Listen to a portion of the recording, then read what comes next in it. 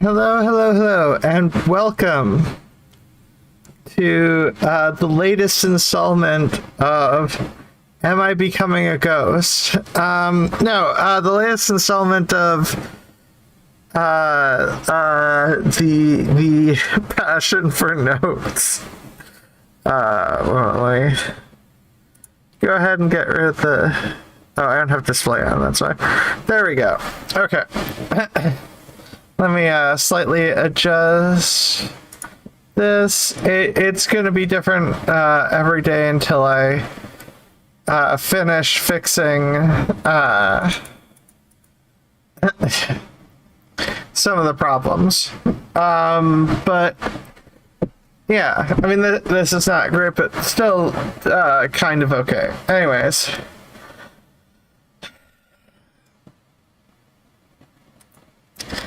Also, thank you for trees, trees, trees, trees, trees, trees, trees, trees, trees, trees, trees, trees. But I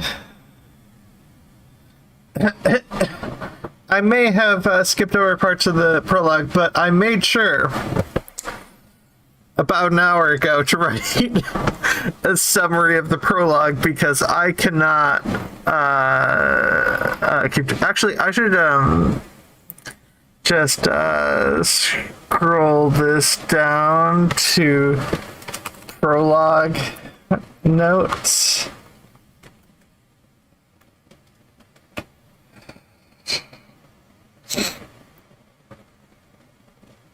That's what page I'm on. I'm keeping track of things. Chapter 1 notes. Because apparently it's a thing for them to have incredibly long prologues for very weird books. So my summary of the prologue. Janice Raymond seems to consider lesbianism to be ideal for women and men being gay to be either ideal for them or not ideal. She's very weird about her descriptions of men. I personally am of the opinion, based off the prologue, that that she is factoring in inherent evil values with men and good values with women. I could be wrong on this, but that is an impression I get from the reading. An impression I disagree with, obviously. I disagree with all this weird crap. Why am I not seeing chat? Is it cause it's YouTube? Let's see if I can quick properties.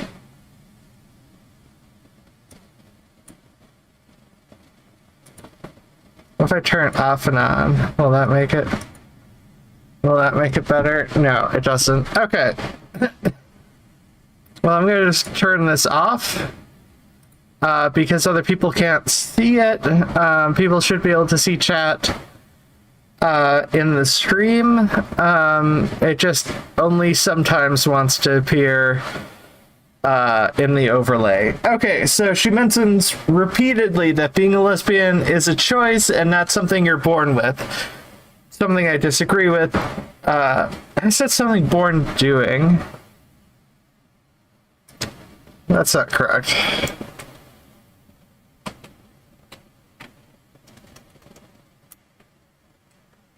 I don't, maybe it's because I didn't like width.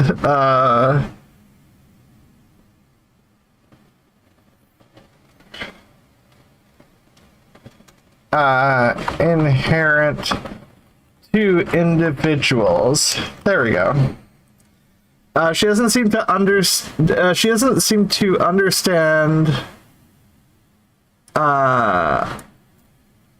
or to consider romance and sexual attraction to be a part of what it means to be a lesbian. just avoiding anyone she considers to be a man is it seems to be her definition of what it means to be a lesbian, which is a weird definition I disagree with. Also seems to believe in a hierarchy where quote-unquote women true to themselves are the ones who avoid any social or romantic interaction with men. Basically, if you avoid men, you're more likely to be a true woman. I think I'll switch myself over to notes. Because I'm more interested in keeping the cursed document over here. So with that being said, here we go on to the chapter of Doom. No, I'm kidding. All chapters are chapters of Doom. I'll probably go through this quicker because I summarized stuff in the prologue better and I can simplify things. And this might be a relatively redundant book, but who knows? So there's quotes in each chapter. What a woman thinks of women is the test of her nature.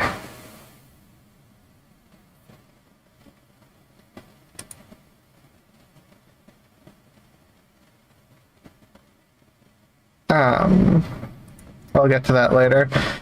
George Meredith, Diana of the Crossways.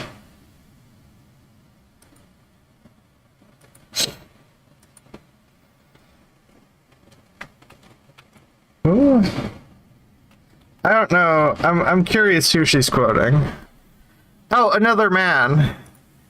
This is the thing. She's like, people who avoid socialization and any interaction with men and what men think are the only true women. But then in her same book, she quotes men in how women truly are. It's the weirdest thing. I mean, it's not so much weird as it is contradictory and awful. Anyways, I mean, not that I inherently disagree with all aspects of that, because,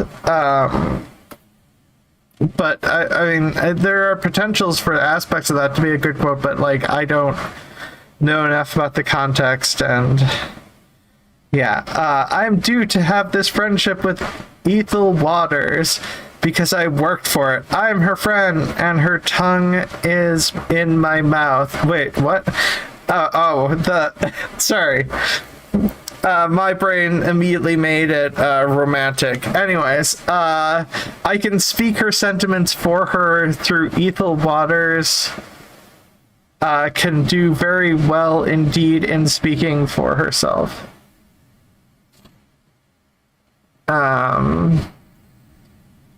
Zora Neale Hurston.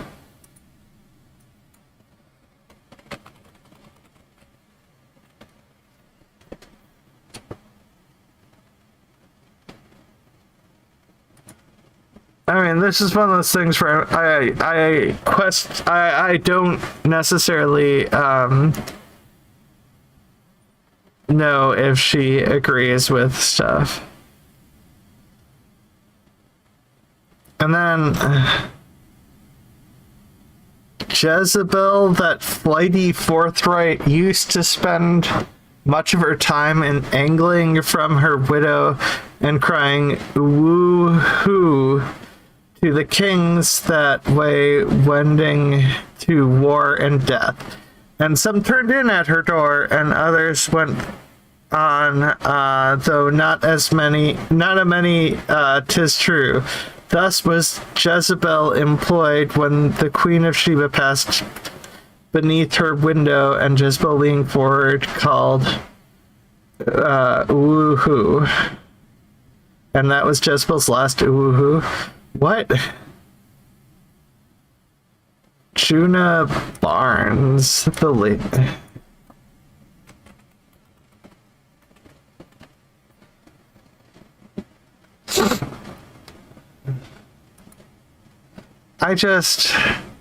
They're weird quotes.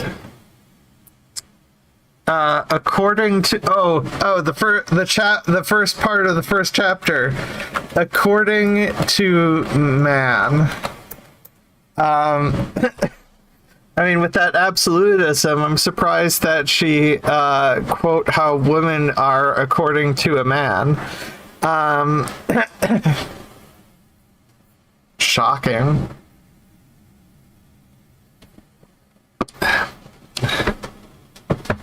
Okay. Men have always realized that it is important to begin at the beginning. Males... Oh, odd way to start a sentence. Sorry, I'm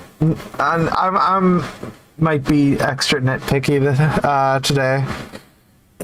Male scholars have developed elaborate theories of origins, creation myths, and evolutionary schemas. Zora Neale Hurston, Black Trailblaze. I think she might have been queer. Yeah, sorry for the... No, it's just weird.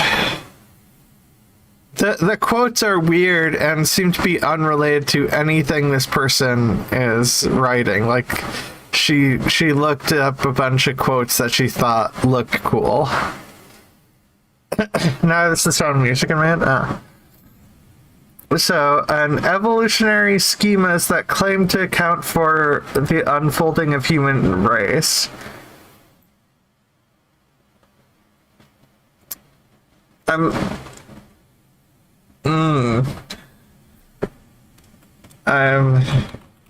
starting to get anti-evolution vibes, and I am not comfortable with this.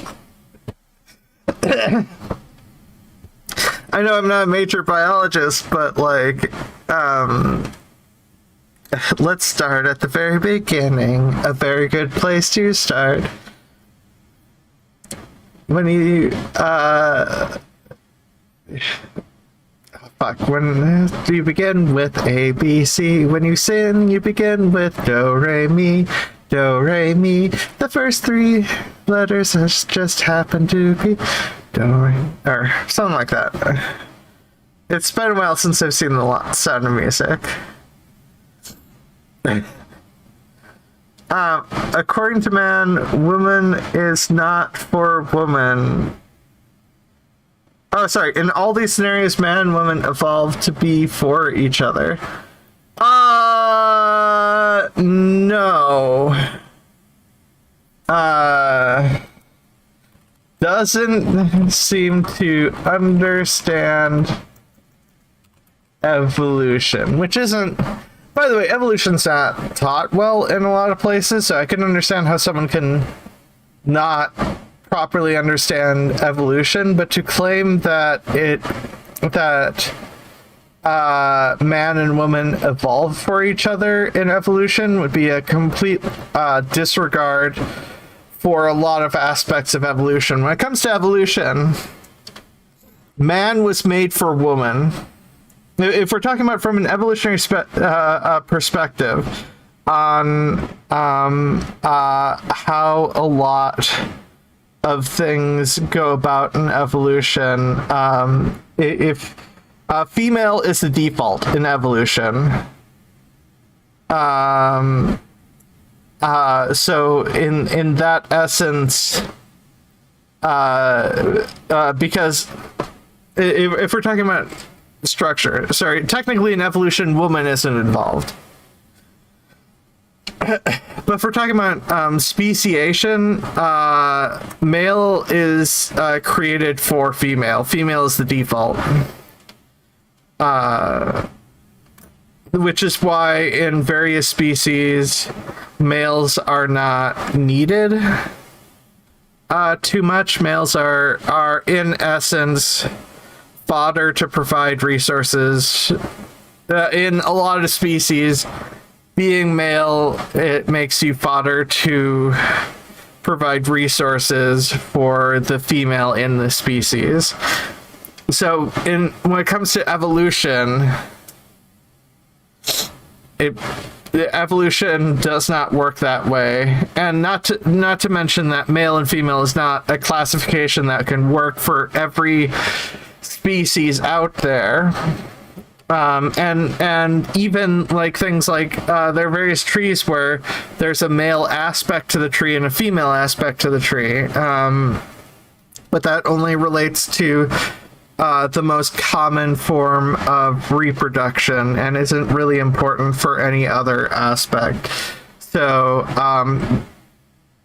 I know this is what happens when you learn a little bit of biology from a person with either a master's or a PhD in human evolution. You end up knowing the general aspects of things, having it hard to disregard the reality of things.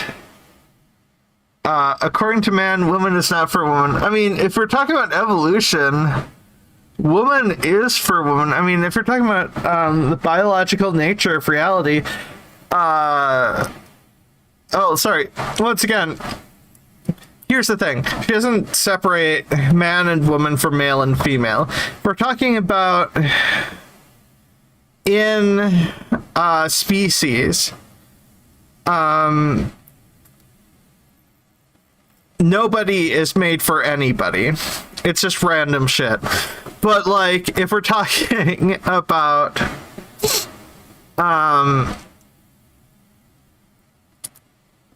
you know, female is the default. Like I said, female is the default in biology. No scientist who knows anything about biology would say that that there isn't female. There's a lot of queer shit in nature. Within heteroreality, gay affection has no original status. But heteroreality is more popularly enforced in different cultures, and there are various cultural aspects of things. And specifically Christian culture is the strongest with heteroreality, since there is the most popularization of white supremacy.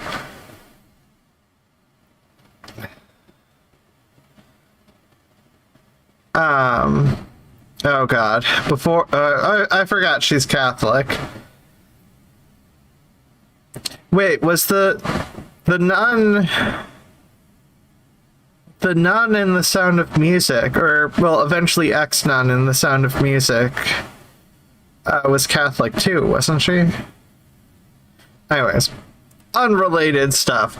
Before woman, there's man. All the male chronicles of human origins, ignoring or disdaining biological evidence.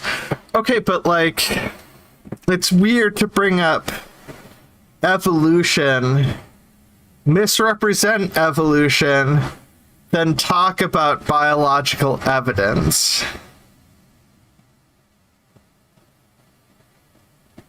It's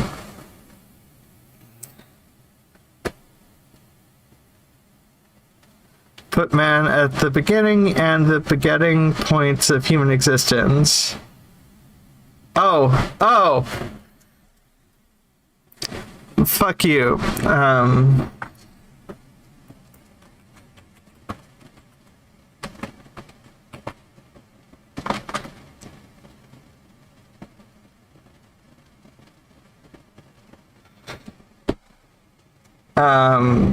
Sorry.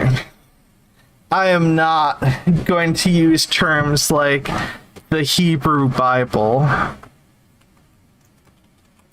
the Torah. And that's the other thing. I hate this so much. Okay, I forgot how much I would likely hate this. Okay. So,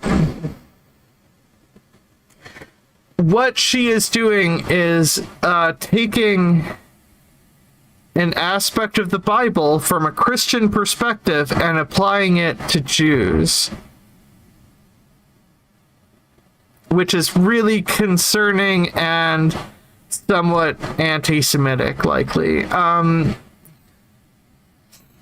Especially given the hints of anti-Semitism at the start of the book. So, according to most rabbis,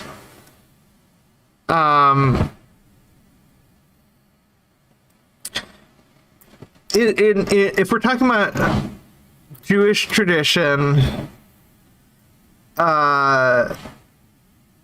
man and woman were created at the same time. It's just to correct for the fact that the Torah has conflicting stories in Genesis. What happened was there were Tanakh stories written about Lilith, who was the first woman and who didn't take none of Adam's shit.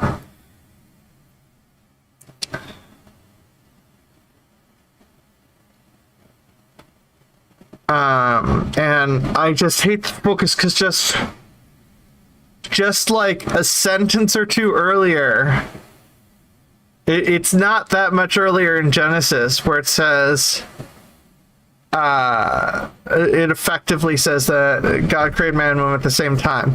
But that implies that God is not a man, which is a much more Jewish perspective than the fucking Christian perspective, assuming that God is a man. I'm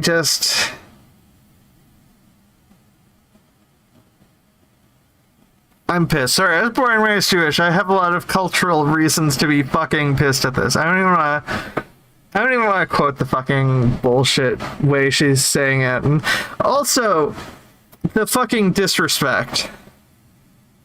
First bringing up Jewish shit, and then doing the Christian bullshit move of acting like they know God's name. Do you know how fucking disrespectful that is? Oh. Okay.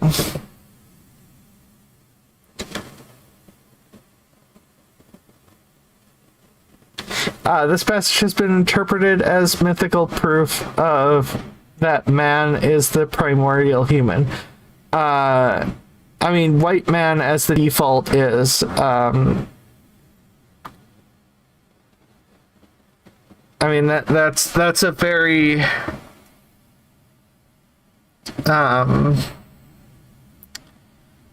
yeah, that is a thing. Let me, I'm now annoyed at, oops, wrong thing. I'm annoyed at my camera, getting mythical proof is, not a thing.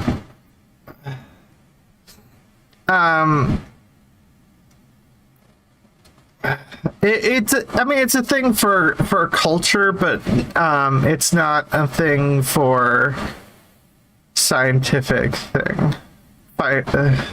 scientific stuff.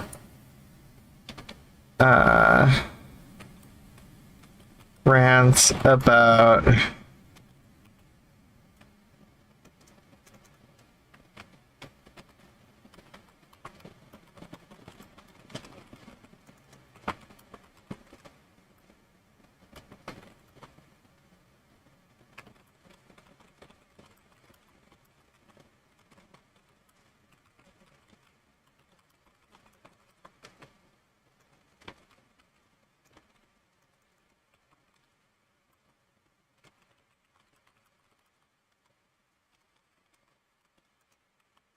sorry, I need to get out the summary of my bending.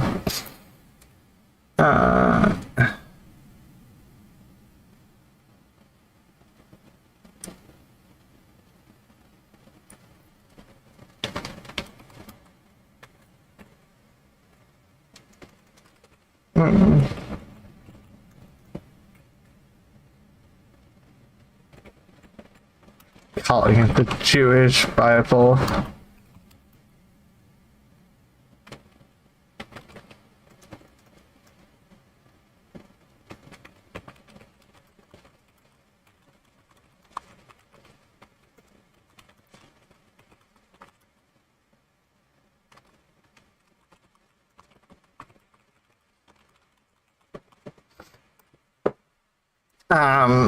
Yeah,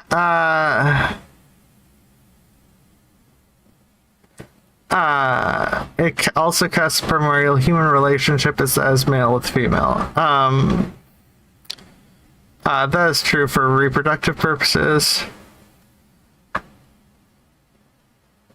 The Genesis narrative unwittingly suggests the barrenness of earlier homorelational coexistence between a male god and a male human.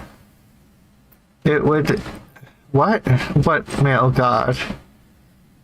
That's a Christian thing. It would seem that their quote-unquote man-to-man interval was bleak, since in the biblical account, woman becomes the being who evolves to remedy man's loneliness.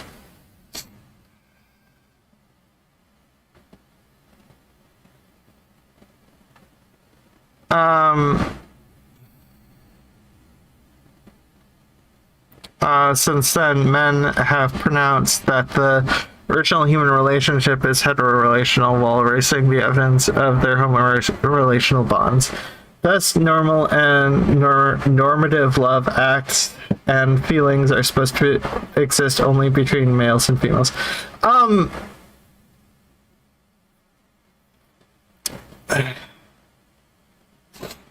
Yeah, I disagree with the reasoning. The conclusion is somewhat correct. But there are flaws in the reasoning, in my opinion. So,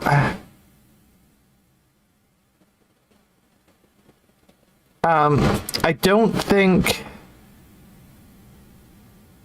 Eve was created to inherently to remove Adam's loneliness. Unless it was from Lilith breaking up with Adam.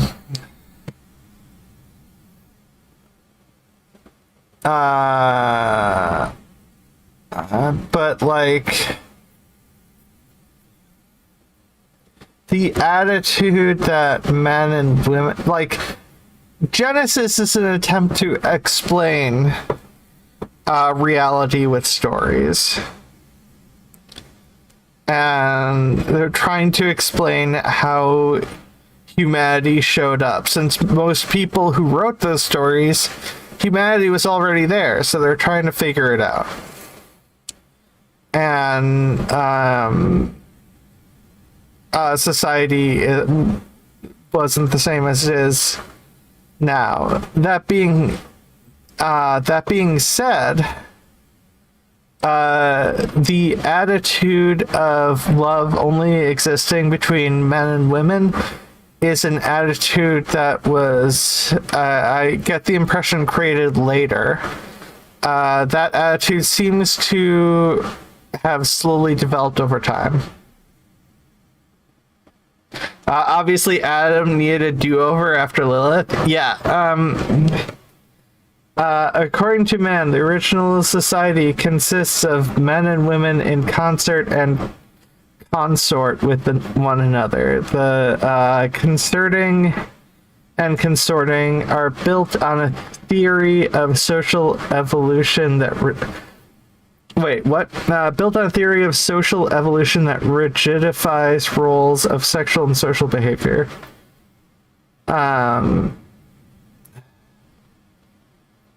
Durkheim, for example, links the evolution of society with its transformation from mechanical to organic solidarity to the evolution of quote-unquote conjugal solidarity in marriage and to the quote-unquote evolution of differences between the sexes. Oh, yeah, no, they're idiots. Sorry.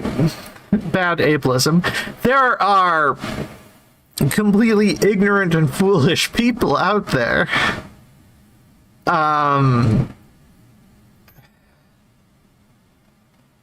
It's earlier social groupings in which women's functions were not clearly differentiated from men's, and which did not impose conjugal constrictions, are faulted as weak societies. Yeah, maybe from professors in the 1900s. I don't know Durkheim. There are a lot of completely inaccurate hypotheses, and if we're talking about quote unquote social evolution, that sounds like a philosophical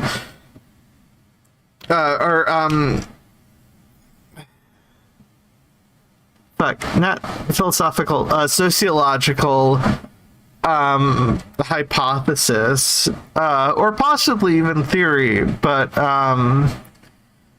that doesn't inherently make it accurate to any degree, and most, I don't remember Durkheim as that dense. I mean, possibly. I mean, maybe he was dense in some things and not dense in others. Maybe he wasn't. I don't know Durkheim, but it's been a while. Yeah, no, and sometimes, like with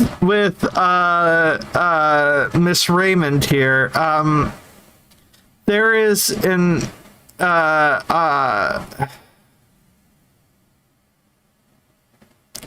you can say something in which aspects are correct and aspects are not correct.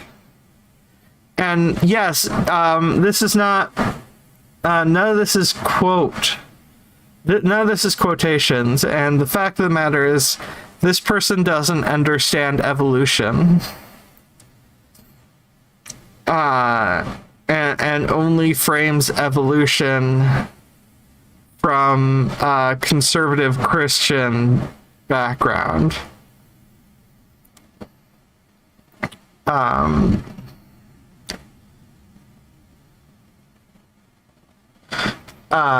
Real society evolved with the division of labor and its attendant submersion of women in the family and its projection of men into the public realm. The role of the division of labor is not simply to embellish or ameliorate existing societies, but to render societies possible which without it would not exist. Oh, I guess it is a quote from Durkheim. Maybe it's a specific quote of something. So, Miss Raymond here is suggesting, I don't know Durkheim, like I said, and for Durkheim, all male functionalists,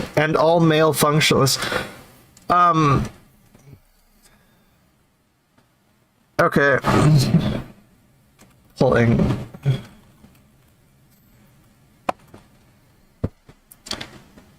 Let me look stuff up.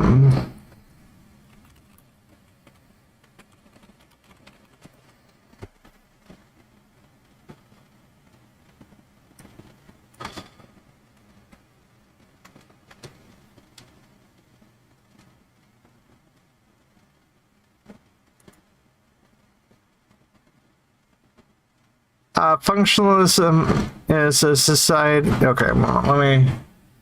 Functionalism in the philosophy of mind is the doctrine that what makes something a mental state of a particular type does not depend on its internal constitution, but rather on the way it functions or the role it plays in the system of which it's a part.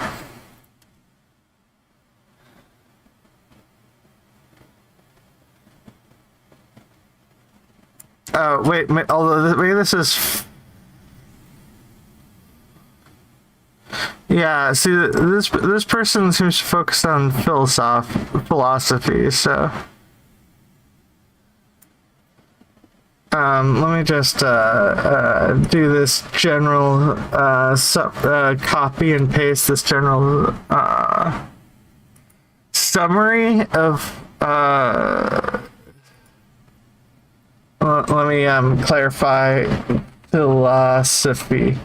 So, because I don't get the impression that this person likely understands sociology. I mean, just might.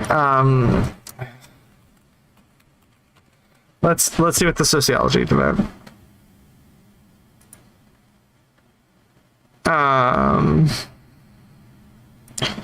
Functional.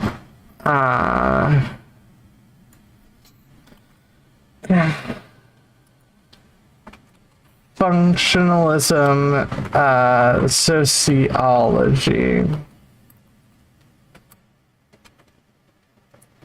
And socialism presents in all aspects of society, institutions, roles, norms, etc. serve a purpose, and that are indispensable for the long-term survival of the society. The approach gained prominence. Oh, maybe she was talking about the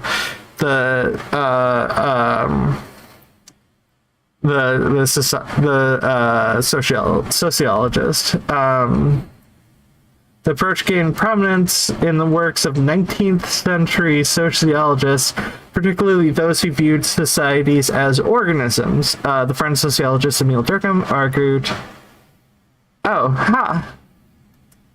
So that's the Durkheim. Durkheim argued that it was necessary to understand the needs of the social organism to which social phenomena correspond. Other writers have used the concept of function to mean the interrelationships of parts within a system, the adaptive aspect of a phenomenon, or the observable consequences. In sociology, functionalism met the need for a method of analysis. In anthropology, it provided an alternative to the evolutionary theory and trait diffusion analysis. Social system is assumed to have a functional unity in which all parts of the system work together with some degree of internal consistency. Functionalism also postulates that all cultural or social phenomena have a positive function and that all are indispensable. Distinctions have been made between manifest functions, those consequences intended and recognized participants in the system, and latent functions, which are neither intended nor recognized.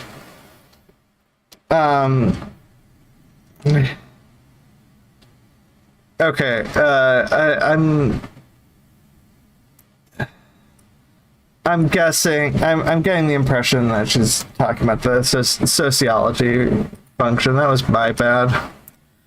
Because of her inability to, or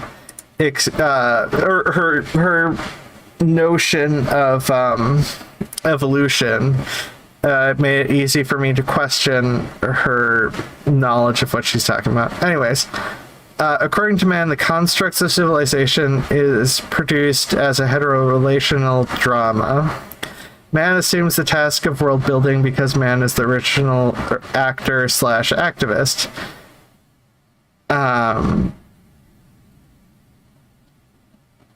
Yeah, no, I can see that criticism from based on the definition provided here for men with functional society, because functionality, there seems to be aspects of functionality that seem to disregard. Or I get the impression that some aspects of functional sociologists, just to be clear, ignore the latent functions and focus on the manifest functions. And even with the manifest functions, their society is not perfect, and we have been or some people in society have been trying to improve it, whereas others have used functionalism as an excuse to try to keep things the same and saying that things are good as they are. Anyways, in the Freudian evolutionary script, I mean, Freud was a psychologist, so he's not. Anyways, man is the initiator of civilization because of his higher libido, since woman has very low sexual drive, according to Freud. And since the birth of culture involves the sublimation of sexuality that only men possess, women cannot conceive civilized life. Women's heterorelational role has been as supporting actress in man's cultural productions. So, like,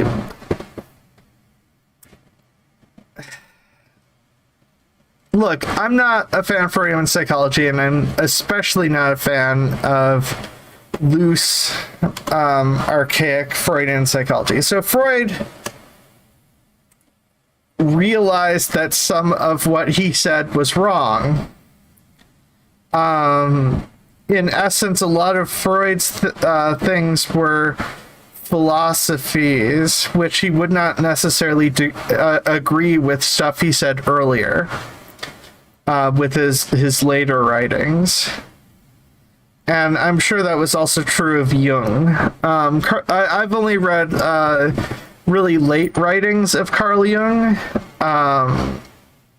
which would definitely be different than early writings. But I'm not like an expert into an aspect of psychology which is not viewed as valid by the majority of society nowadays. Most people go for behavioral psychology or other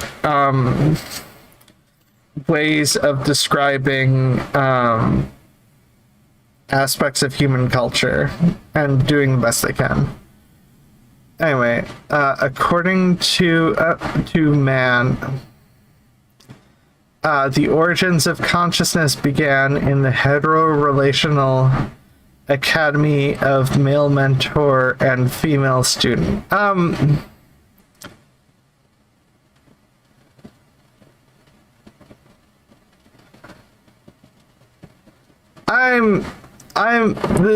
is one of those things. I'm not sure Freud would necessarily agree with that in later life. Freud even, I think, walked back some of his positions. They just became popular in the general public. Some of Freud's stuff. I mean, I disagree with Freud. The framework of most stuff with Carl Jung and Freud, don't get me wrong. But I don't think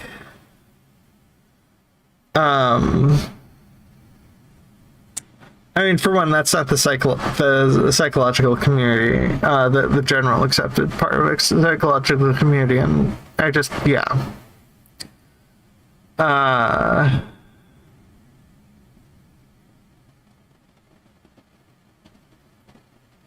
Let me wait.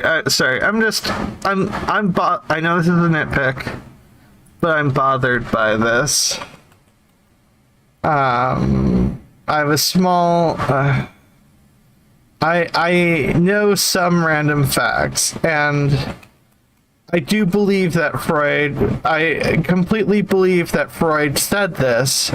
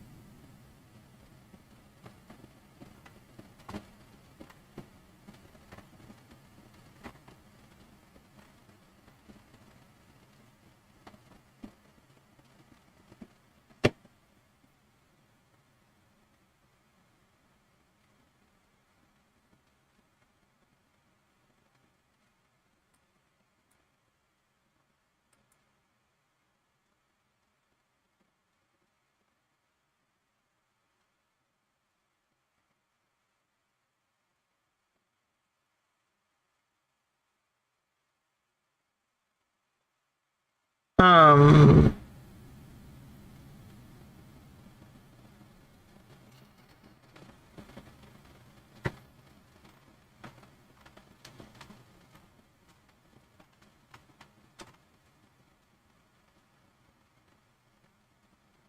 yeah, I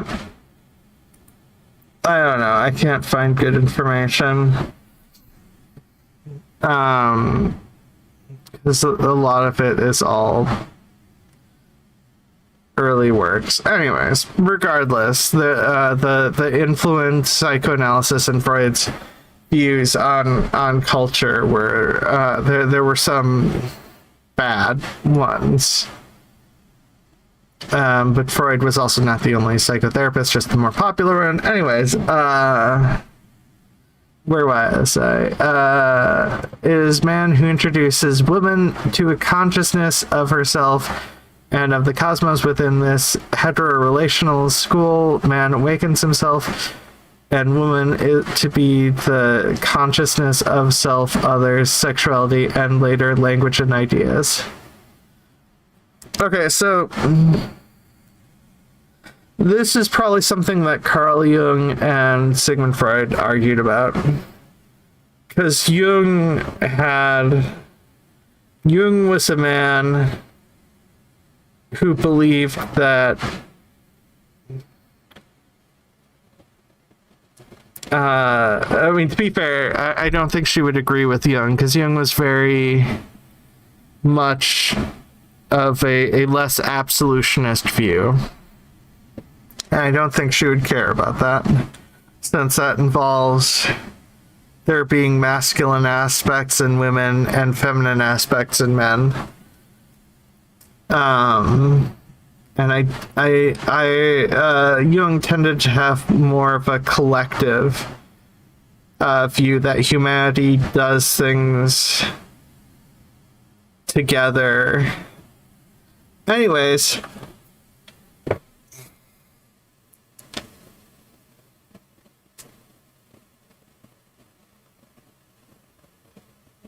okay, so in the shitty Christian perspective, is when man becomes aware of the cattle, the wild beasts, the birds of heaven, and the creation of his ribbed woman, that he names them, thus giving them existence. What? What are you talking about? Male consciousness confers existence because it is man who first becomes conscious of his own existence. Woman is awakened to life and made aware of that life by man. Once again, no. But also, what? What do you mean, becoming aware of someone making something exist? That doesn't make any sense. But this hurts my brain. I don't know if it's maybe reading this is slowly causing me aneurysms, which is incredibly unhealthy considering all the traumatic brain injuries I've possibly experienced. Definitely one that was really bad. So maybe I'm slowly killing off my brain by reading this. But no.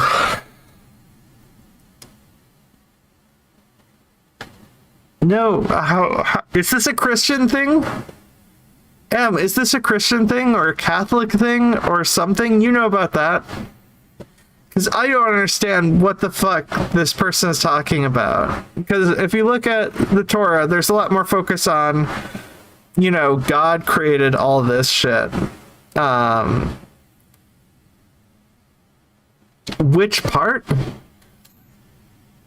The whole thing of when man becomes aware of the cattle, the wild beasts, the birds of heaven, and the creation of Eve, that he names them, thus giving them existence. I don't understand that sentence. What do you mean giving someone existence by naming them? If they're already there, then they already exist.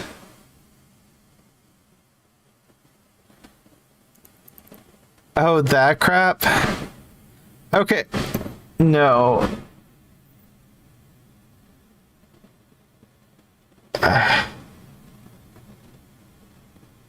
Explain this to me.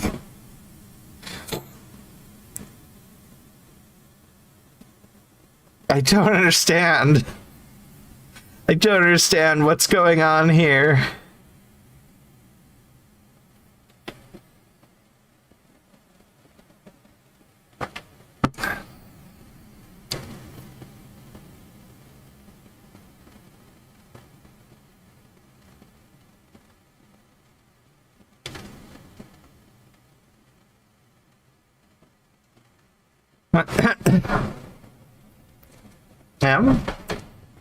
Or wait, it's a long typing session. Okay, I'll continue on, but or unless that was no to the concept of explaining that. Anyways, oh, no to the Christian Catholic thing. Anyways, woman is because man accepted his evolutionary role as the natural sexual initiator. One of the more blatant misogynists and anti-Semites writer Otto Weininger attributes the very existence of woman to man's recognition and ability and acceptance of his sexuality.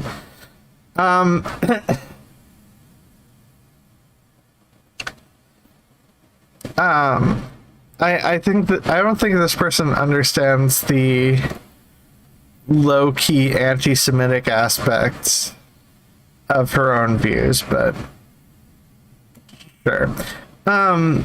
When the man becomes sexual, he formed woman. Oh, there's a wacky Christian thing which supposes nothing is real until it's named by Adam, man/Adam. Oh dear God. That is so weird. Okay. Thank you. I look, I understand a lot of culture stuff that I've been exposed to, but not weird fucking Christian bullshit. Anyways, when that was God's first gift to Adam, like, what? That's stupid. That's stupid. Anyways, sorry. I hate that. Anyways, when man became sexual, he formed woman. That woman is all has happened simply because man has accepted his sexuality. Woman is merely the result of this affirmation. She is sexuality itself. Woman's existence is dependent on man. When man is man, the contradistinction to a woman is sexual. He's giving woman form, calling her into existence. So, by the way, I don't, obviously this weird BS, but it is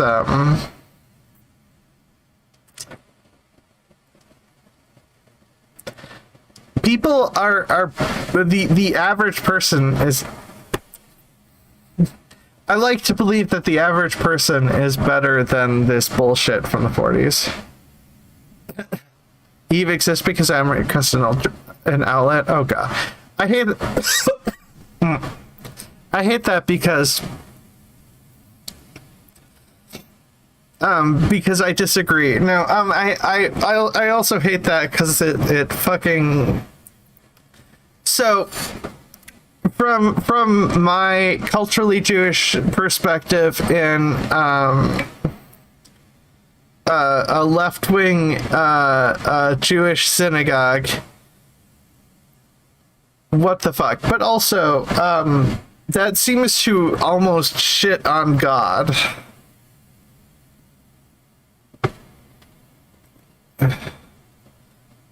From a Jewish perspective, because there's a lot more focus on the Genesis part, where God created,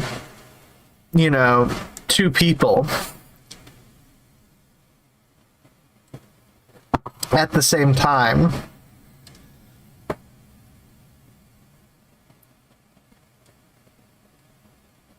I hate this. By the way, I'm just going to do the first part of this chapter, and then I'm going to go get groceries before streaming, so this will be on the shorter end. The streams? Nah. What? Look, Ben Shapiro and certain Orthodox Jews are basically Christians, in my mind. In terms of the amount of cultural Christian... Or, sorry... Let me take that back. I got great, dude, because he was born. A lot of there are Orthodox rabbis who have ignored followed aspects of tradition when it comes to the Torah, but ignored the ethics of Judaism that was portrayed in the Tanakh and whatnot. And it's just incredibly frustrating when someone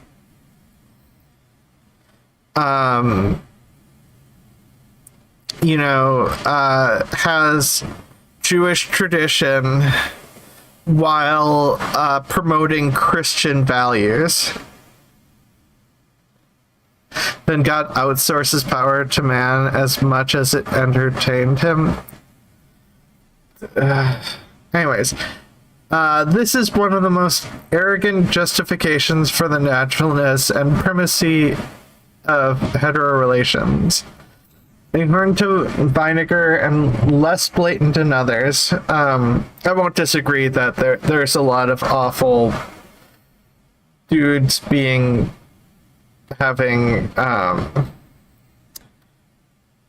acting like cishet white dudes are the default. My less blatant others, not only woman, but her entire effective existence was called forth by man. Therefore, man has been and always will be her destiny. For women, the original love affair is between man and a woman. The natural relationship that men have prescribed for women is woman for man. Man has named heteroaffection as the primordial relationship for women. Is primordial because man, as the original person, is the original initiator. This confers on him the right to call into existence creatures and things for himself. According to man, woman is the primordial receptacle. She is not the original person, thus she cannot originate. Her origins and original affinities are bound by man. Your yearning shall be for your husband, yet he will lord it over you. Genesis 3:16. I don't know Genesis super well. You're right. Male origins confer originality only on man, since man sees himself as the original being. Only he can originate. So, this is not... I mean, the thing is, this ignores the changes in culture over time. And also, I want to see the context of Genesis 3:16, because I don't remember every...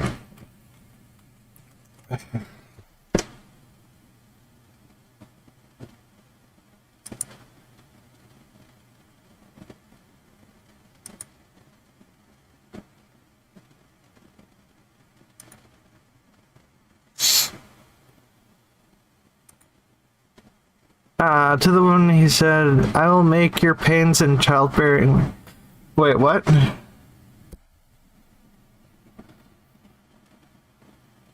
Oh, there we go. It's the second part. That's not the full Genesis thing. It's essentially God will say, I will make your pains in childbearing very severe. With painful labor, you'll give birth to children. Your desire will be for your husband, and he will rule it over you.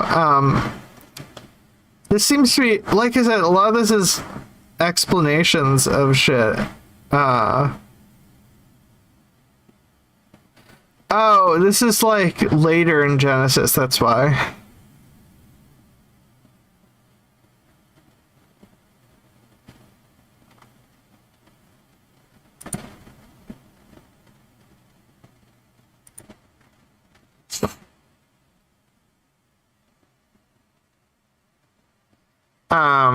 Yeah, because it's like, yo, serpent, you could walk. Fuck you. You don't have legs anymore.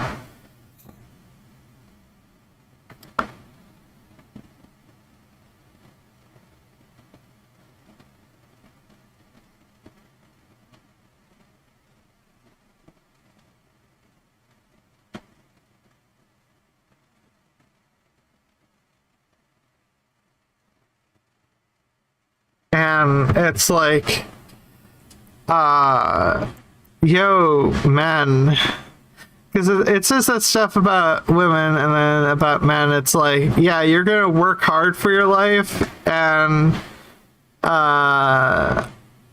you're gonna die.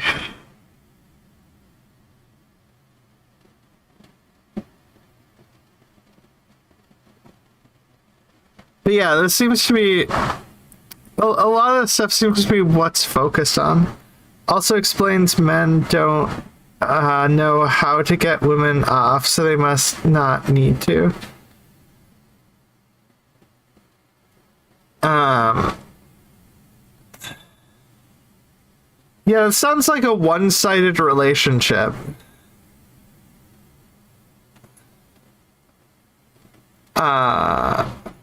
Or this actually just sounds awful. This sounds like an abusive relationship, I should say. Adam sounds like a cunt. Fuck Adam. I said fuck Adam. There we go.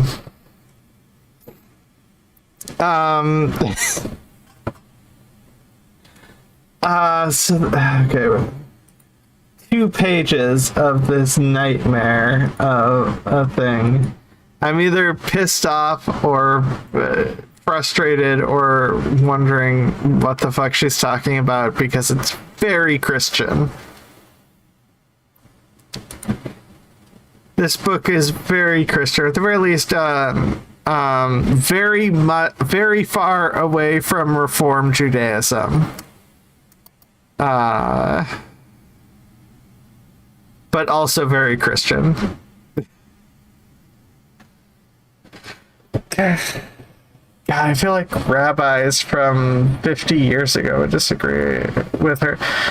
I mean, I'm pretty sure the rabbi in... I feel like the rabbi from... what's the movie? Oh, God.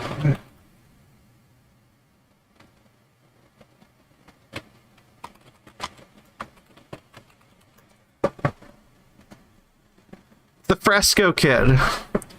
I feel like the rabbi from the Fresco Kid would disagree with most of those views being laid out of how people are supposed to be.